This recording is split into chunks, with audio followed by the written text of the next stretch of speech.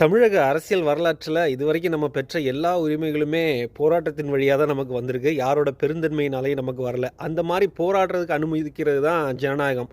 அப்போது நாம் தமிழர் கட்சியின் ஜனநாயகம் இந்த திமுக, அதிமுகன்ற கட்சிகளால் மறுக்கப்பட்ட போது, இன்றைக்கு ஜனநாயகத்தை காப்பாற்ற வந்த துடித்து கொண்டிருக்கும் முதன்மை யூடியூப் ஊடகங்களும், மீடியா ஊடகங்களும், நீங்கள் அப்போது அந்த ஜனநாயகத்தை ஜனநாயக குரலை காப்பாற்றுறதுக்காக இப்போ நீங்கள் உங்கள் புதிய தலைமுறையெல்லாம் முடக்கும்போது நீங்கள் போய் போராடினீங்க.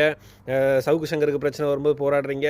விஜய் கட்சிக்கு பிரச்சனை வரும்போது அவ்வளோ தூரம் குரல் கொடுக்குறீங்க. ஃபெலிக்ஸ் பாண்டேலாம் ஜனநாயகம் முடக்கப்படுது, ஜனநாயகம் ஒடுக்கப்படுது, கருத்துரிமை ஒடுக்கப்படுதுன்னு நீங்கள் இது 10 வருஷமாக நடந்து வந்தபோது இந்த மாதிரி ஜனநாயக மீட்பர்கள் நீங்கள்லாம் அன்னைக்கே குரல் கொடுத்துருந்தீங்கன்னா அதோட வெளிப்பாடு தான் இன்றைக்கி உங்களுக்கு பல மடங்காக உங்களுக்கே திருப்பி வருது. அப்போ ஜனநாயகம் எங்கே மறுக்கப்பட்டாலும் உங்களுக்கு கொள்கையில் உடன்பாடு இல்லையோ, கொள்கையில் அதோட ஒத்துப்போக முடியலனாலும் அந்த ஜனநாயகத்தை காப்பாற்றுறதுக்கு பாசிச சக்திகள்கிட்டருந்து நீங்கள் குரல் கொடுத்தே ஆகணும். இதெல்லாம் உங்களுக்கு ஒரு பெரிய பாடம். நீங்கள் எவனுக்கோ தன் வீட்டு கூரை எரியாத வரைக்கும் நீங்கள் தண்ணி எடுத்து வர்றதில்ல.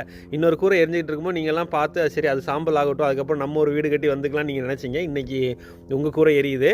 நீங்கள் சிந்தித்து பாருங்கள். இனிமேல் இப்போலேருந்து இப்போவாது நீங்கள் திருந்தணும். இனிமேல் ஜனநாயகத்தின் குரல் பாசிச சக்திகளால் எங்கே ஒடுக்கப்பட்டாலும் அதுக்கு குரல் கொடுக்கணும், அதுக்கு அதை காப்பாற்றணும்.